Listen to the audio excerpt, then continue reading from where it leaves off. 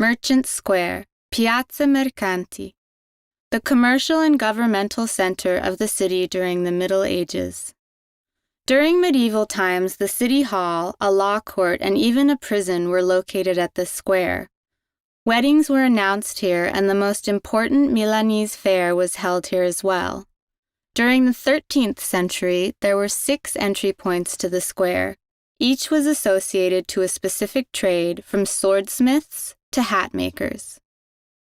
The large building at the center of the square is the Palazzo della Ragione from the early 13th century, which was built on the order of Milan's magistrate Odrado da Tresenu, who is depicted on a horse in a relief at the exterior of the building, most probably by Benedetto Antelami, a renowned sculptor of that time.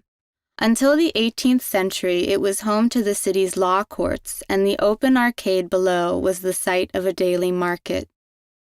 The most intriguing building at the square is the Loggia degli Ossi, designed by Scotu da San Gimignano and commissioned by Matteo Visconti, the ruler of the city in 1316.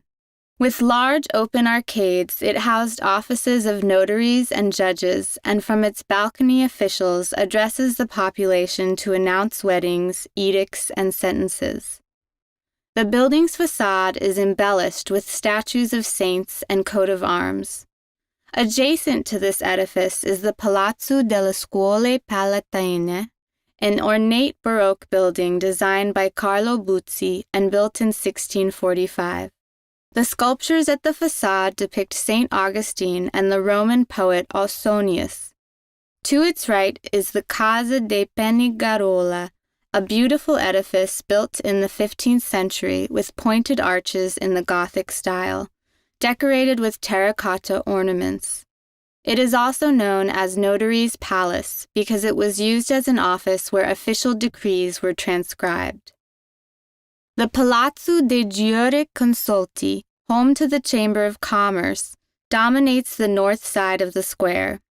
Built in 1561 to a design by Vincenzo Seregni, the tower here dates back to the 13th century. It was built by order of Napo Toriani, who ruled the city before the Visconti family. One curiosity is that in the middle of the square there is a stone block known as the Bankrupt Stone, where those guilty of bankruptcy were publicly exposed to their shame.